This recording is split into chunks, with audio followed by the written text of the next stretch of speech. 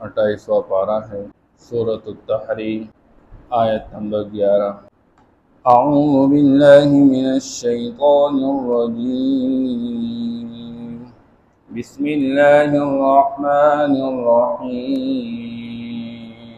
پھر اللہ پاک نے اس امت کے اندر کفر کا شیوا اپنانے والے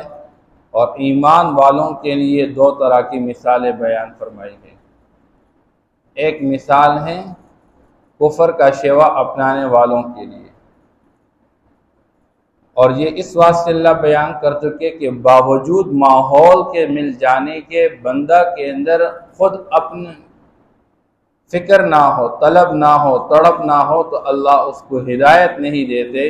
اگرچہ نسبتیں بہت بڑی کیوں کسی کو نہ ملے۔ جیسے حضرت نوح علیہ السلام کی بیوی ہے، حضرت لوط علیہ السلام کی بیوی ہے، اب نکاح ہے ایک پیغمبر کے ساتھ ایک عورت کا، لیکن پیغمبر ہونے کے باوجود اب شوہر تو پیغمبر ہیں اور بیوی کافرہ ہیں۔ معلوم ہوتا ہے کہ بندہ کے اندر اپنا طلب نہ ہو، اللہ ہدایت نہیں دیتے ہیں۔ اور صرف نسبت سے کام نہیں چلے گا، بلکہ نسبت کے ساتھ ساتھ خود ایمان کی ضرورت ہوگی۔ آج کی آیت مبارکہ میں اللہ جل شانہ ایمان والوں کے واسطے دو مثالیں بیان فرماتے ہیں۔ ایک مثال ہے بی بی آسیہ جو کہ فرعون کی بیوی ہے، اور اس کے ساتھ ساتھ بی بی مریم کا تذکرہ ہے جو کہ عمران کی بیٹی ہے۔ آپ صلی اللہ تعالی علیہ وسلم نے فرمایا، اللہ جل شانہ نے بعض لوگوں کو بات پہ فضیلت دی ہے، جیسے مردوں کو اللہ جل شانہ نے فضیلت عطا فرمائی، لیکن بعض چیزیں مردوں کی خصوصیات میں سے ہیں، جیسے نبوت یہ مردوں کے اندر اللہ نے جاری فرمائی ہے، کسی عورت کو اللہ نے پیغمبر نہیں بنایا۔ لیکن عبادت کے حوالے سے، اطاعت کے حوالے سے اللہ جل شانہ بعض کو بہت اعلیٰ درجہ عطا فرما چکے ہیں۔ تو پچھلی امتوں میں سے اللہ جل شانہ نے بی بی آسیہ اور بی بی مریم کو جو درجہ عطا فرمایا وہ کسی کو نہیں عطا کیا۔ اور آپ صلی اللہ تعالی علیہ وسلم نے اس امت کے اندر حضرت خدیجہ الکبریٰ رضی اللہ تعالی عنہ کا ذکر فرمایا، جس نے آپ صلی اللہ تعالی علیہ وسلم کے ساتھ العسرہ کے اندر ساتھ دیا، جس وقت پورا معاشرہ کفر و شرک میں ڈوبا ہوا تھا اور آپ صلی اللہ علیہ وسلم کا ساتھ دینے والا کوئی نہیں، تو وہ عورت آپ صلی اللہ تعالی علیہ وسلم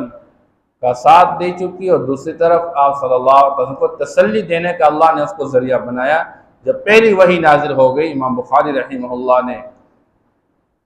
شروع والے باب کے اندر اپنی کتاب میں روایت نقل کی ہے کہ آپ صلی اللہ تعالی علیہ وسلم کو جب اللہ نے پہلی وحی نازل فرما دی، آپ صلی اللہ تعالی علیہ وسلم اس وقت پریشانی کا شکار اپنے گھر تشریف لا رہے ہیں اور فرما رہے ہیں زملونی زملونی، اور حضور پاک صلی اللہ تعالی وسلم حضرت خدیجہ رضی اللہ تعالیٰ عنہ کے سامنے اپنا واقعہ پیش کر رہے ہیں۔ اس طرح فرشتہ آیا اور مجھے دبا کے زور دیا، میں تو پریشان ہو گیا کہ میری جان نکل جائے گی۔ تو خدیجہ رضی اللہ تعالیٰ نے اس وقت فرمایا، یا رسول اللہ واللہ لا یخزیک، لا یخزیک اللہ، اللہ کی قسم اللہ آپ کو کبھی رسوا نہیں کریں گے۔ کیوں؟ تکسب المعدوم، آپ کے اندر اللہ نے وہ صفات رکھی ہیں کہ جن صفات کی بدولت مجھے اندازہ ہو رہا ہے کہ اللہ آپ کو ضائع نہیں کریں گے، اللہ آپ کو رسوا نہیں کریں گے۔ آپ معاشرے کے نادار کے ساتھ تعاون کرتے رہتے ہیں۔ بہرحال حضرت عائشہ رضی اللہ تعالیٰ عنہ کا آپ صلی اللہ علیہ وسلم نے ذکر فرمایا، اور اسی طرح سیدۃ النساء اہل الجنہ حضرت فاطمہ الزہراء رضی اللہ تعالیٰ عنہ کا آپ صلی اللہ تعالیٰ علیہ وسلم نے ذکر فرمایا ہے۔ تو یہاں جو ذکر کیا جا رہا ہے فرعون کی بیوی کا، کہ ایک ناموافق ماحول کے اندر ایک عورت کے اندر طلب اور تڑپ اور فکر ہے اللہ نے اس کو ایمان سے نوازا۔ فرعون کا جو لفظ ہے حقیقت میں اس زمانے کے اندر مصر کی جو حکومت کا لگام جس کو حوالہ کیا جاتا تھا اس کو فرعون کہا جاتا تھا۔ اس کی جمع فراعین ہے۔ تو بی بی آسیہ یہ فرعون کی بیوی ہے۔ اب اس کا شوہر کافر ہے اور حد درجے ایک جابر اور ظالم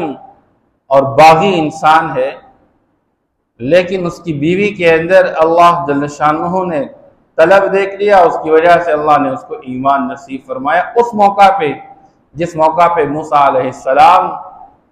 کو بلایا گیا اور مقابلے کے لیے جادوگروں کو ساتھ بلایا گیا، تو موسیٰ علیہ السلام کے معجزات کو دیکھ کر جس طرح جادوگر ایمان لے آئے تھے، اس طرح اس کی بیوی بی بی آسیہ بھی ایمان لے آئی تھی۔ اور بی بی آسیہ ایمان لانے کے بعد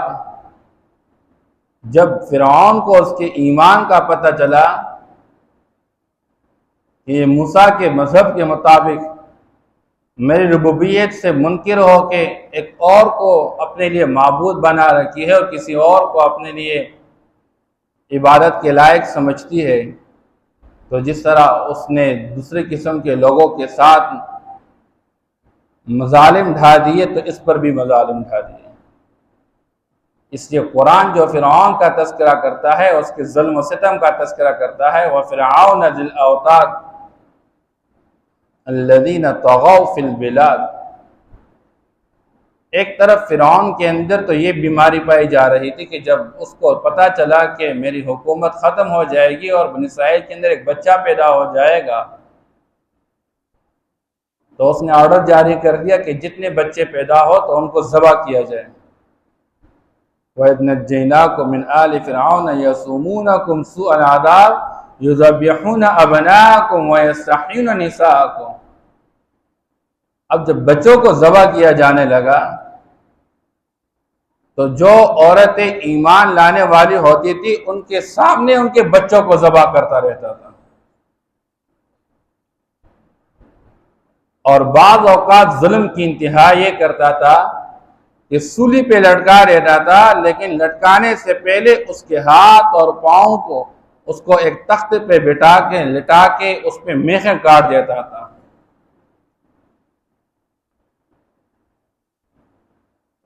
اس لیے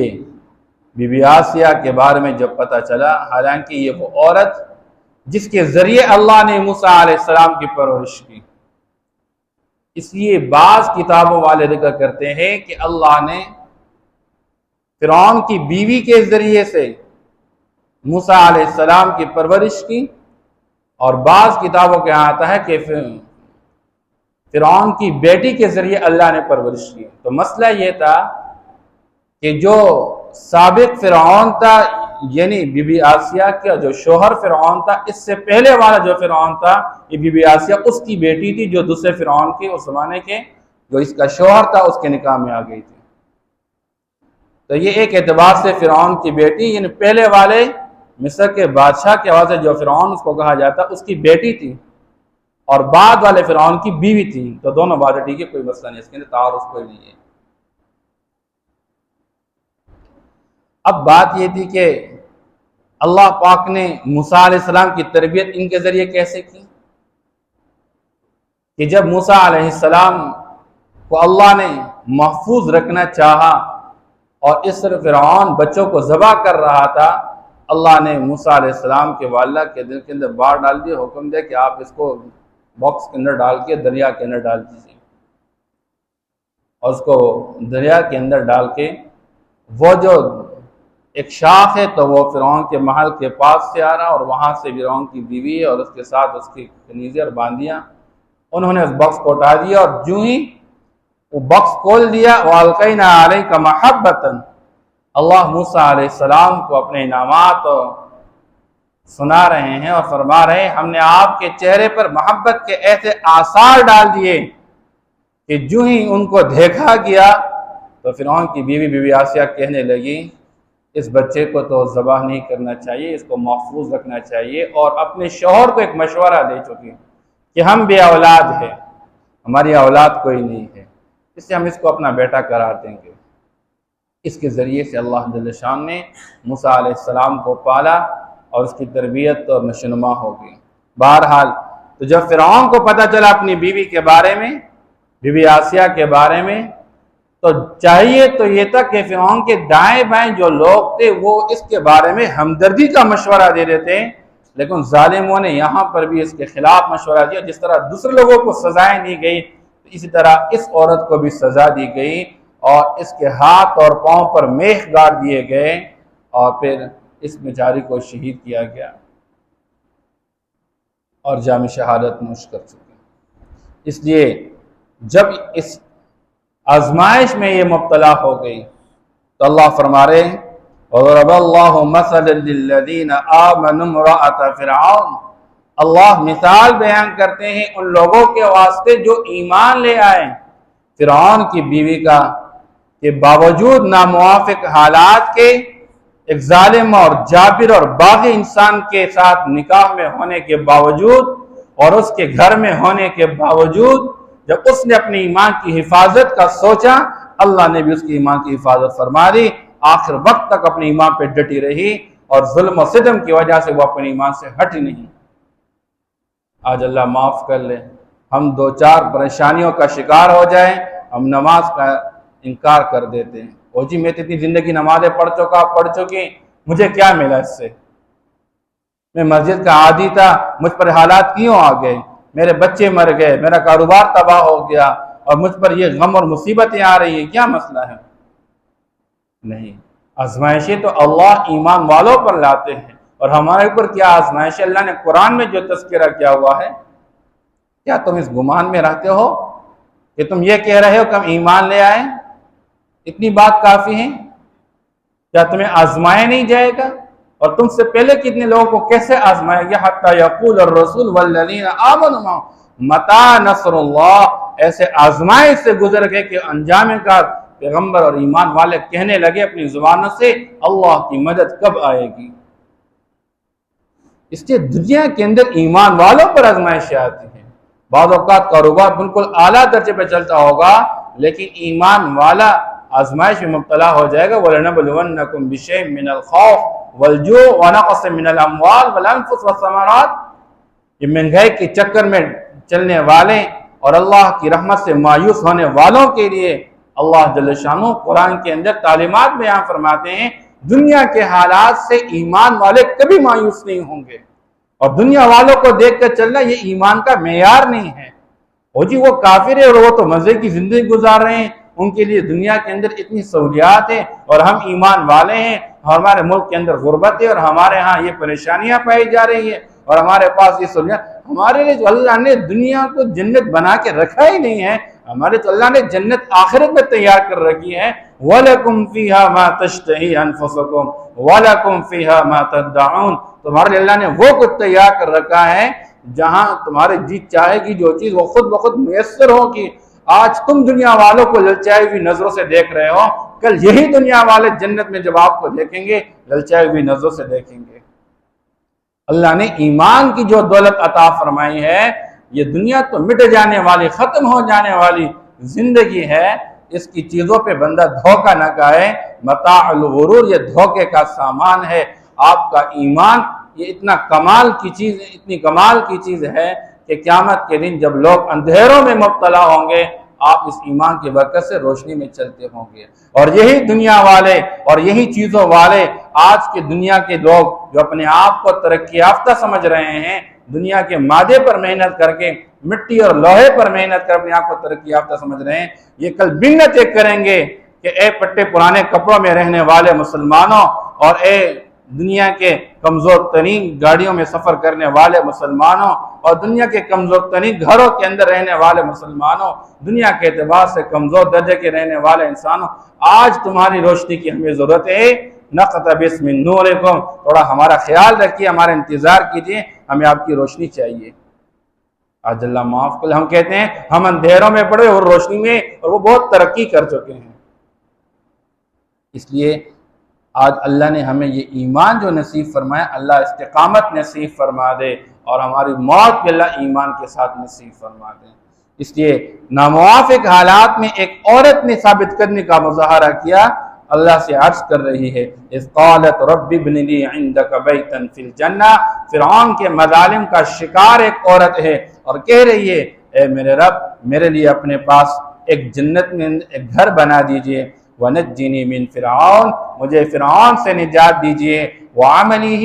اور اس کے ظلم و ستم سے، عمل سے مراد یہاں پر اس کا جو ظالمانہ رویہ تھا، جابرانہ رویہ تھا، بغاوت کا جو رویہ تھا، اللہ مجھے اس سے نجات دیجئے، وَنَجِّنِي مِنَ الْقَوْمِ الظَّالِمِينَ، اس کے دائیں بائیں جتنے ظالم اور جابر بیٹھے ہوئے ہیں، چاہیے تو یہ تھا کہ یہ ان کو ہمدردی کا ایک مشورہ دیتے ہیں، لیکن یہ بھی ظالم میرے خلاف ہو کہ اس کے ساتھ ظلم و ستم میں شریک ہے، اللہ ان ظالم لوگوں سے مجھے نجات دیجیے۔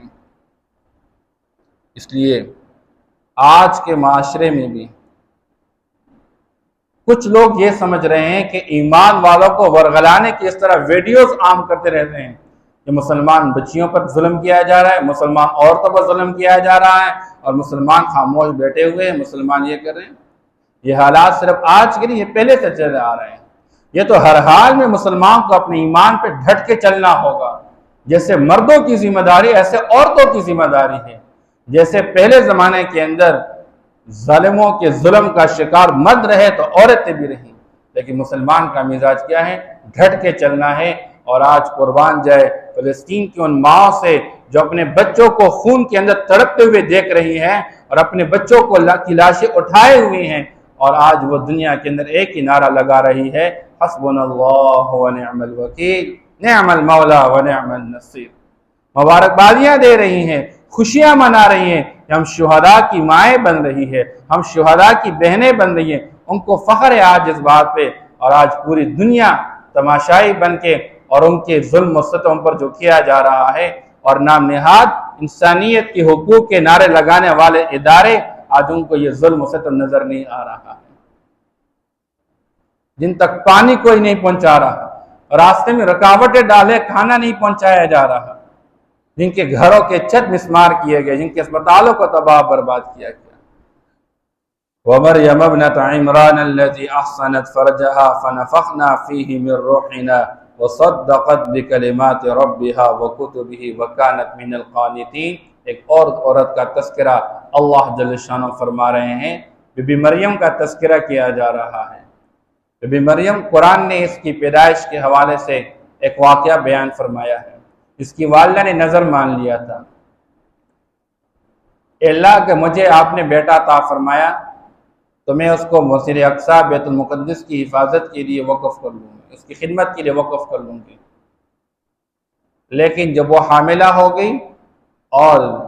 جب وضع حمل کا وقت آیا، دیکھا تو بچہ کی وجہ اللہ نے بچی عطا فرمائی اور بچی کا نام مریم رکھ دیا۔ اب بی بی مریم، اس کا والد فوت ہو گئے اور حضرت زکریہ علیہ السلام کی کفالت میں تھی، اور بی بی مریم کی زندگی کے عجیب حالات کہ اللہ جل شانہ نے بے موسم پھل عطا فرمایا۔ حضرت زکریہ علیہ السلام بے موسم پھل دے کر اور پوچھ رہے ہیں کہاں سے آپ کو یہ پھل مل رہا ہے؟ یہ بے موسم پھل، اور بے موسم پھل دے کے زکریہ علیہ السلام بے اولاد تھے، اللہ کے سامنے دست بدعا ہو رہے ہیں، اے اللہ یقیناً میرے سر پہ بڑھاپا چھا چکا ہے، واشتعل الرأس شیبا، لیکن میں آپ سے نا امید نہیں ہوں، اللہ مجھے بیٹا عطا فرما دیجئے۔ جیسے آپ بے موسم پھل دینے پہ قادر ہے تو میری زندگی کا وہ زمانہ چل رہا ہے، میرے سر پہ بڑھاپا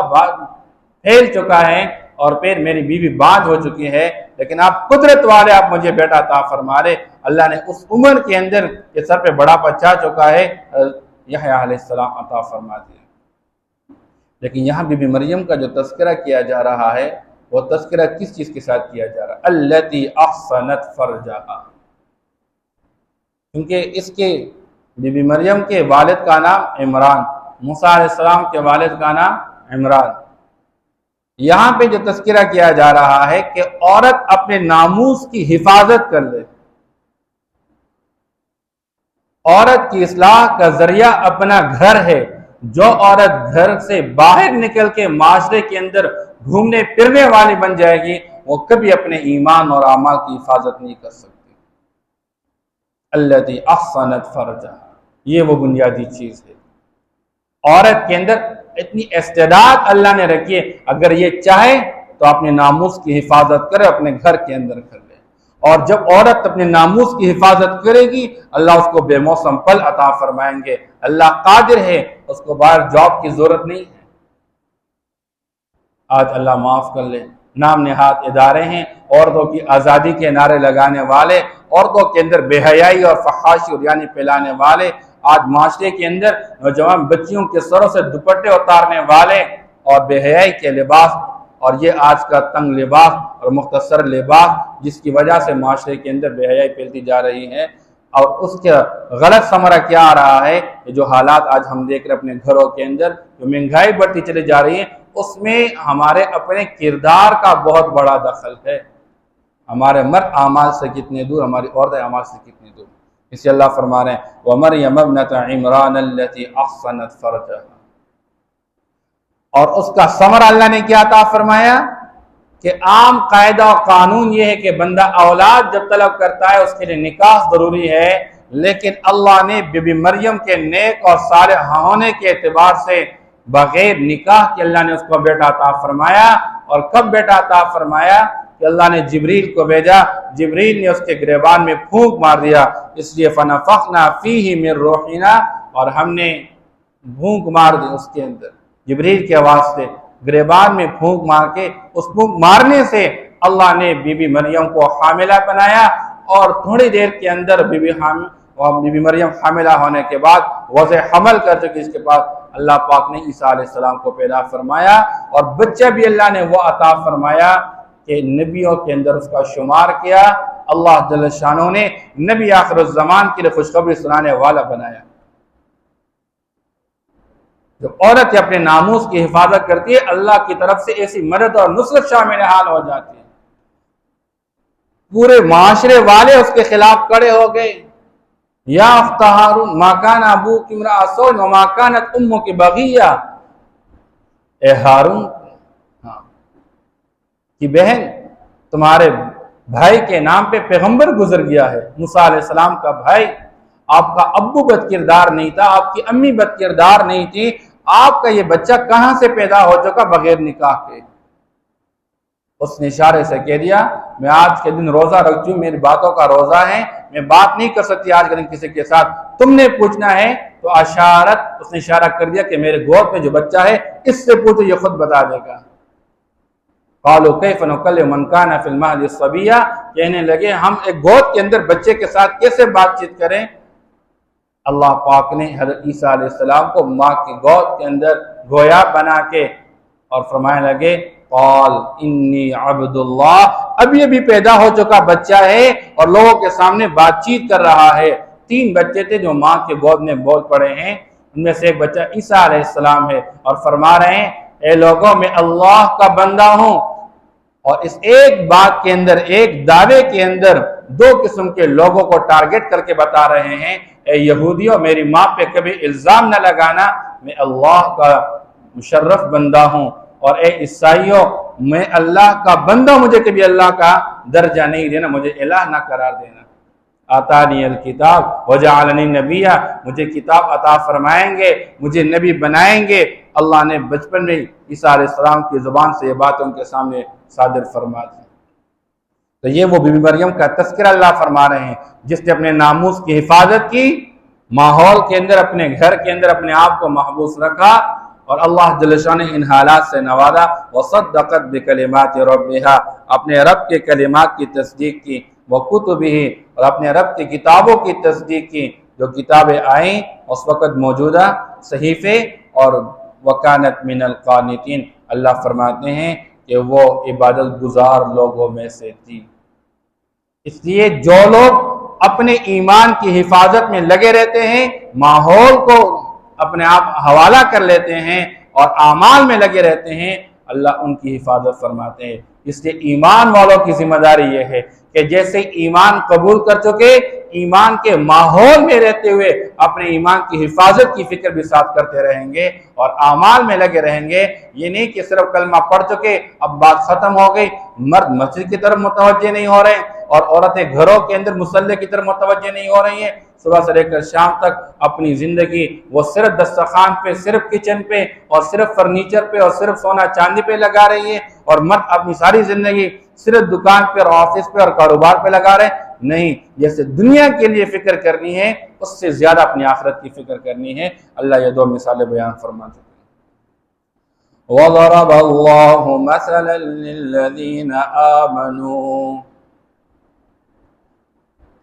اور اللہ مثال بیان کرتے ہیں ان لوگوں کے واسطے جو ایمان لے آئے۔ امرات فرعون، فرعون کی بیوی کا، اذ قالت، جب کہا اس نے، رب ابن لی عندک بیتا فی الجنہ، اے میرے رب میرے لیے بنا دیجئے اپنے پاس جنت میں ایک گھر، ونجنی من فرعون وعملہ، اور مجھے نجات دیجئے فرعون اور اس کے ظلم و ستم سے، ونجنی من القوم الظالمین، اور مجھے نجات دیجئے زیادتی کرنے والے لوگوں سے، ومریم ابنت عمران التي احصنت فرجها، اور اللہ مثال بیان کرتے ہیں ایمان والوں کے واسطے بی بی مریم کا جو عمران کی بیٹی ہے، التي احصنت فرجها، جس نے اپنے ناموس کی حفاظت کی، فنفخنا فیہ من روحنا، پس ہم نے اپنی طرف سے روح پھونک دی اس کے اندر، وصدقت بکلمات ربها، اور اس نے تصدیق کی اپنے رب کے کلمات کی، وکتبہ، اور اس کی کتابوں کی، وکانت من القانتین، اور تھی وہ عبادت گزار لوگوں میں سے۔ صدق اللہ العظیم۔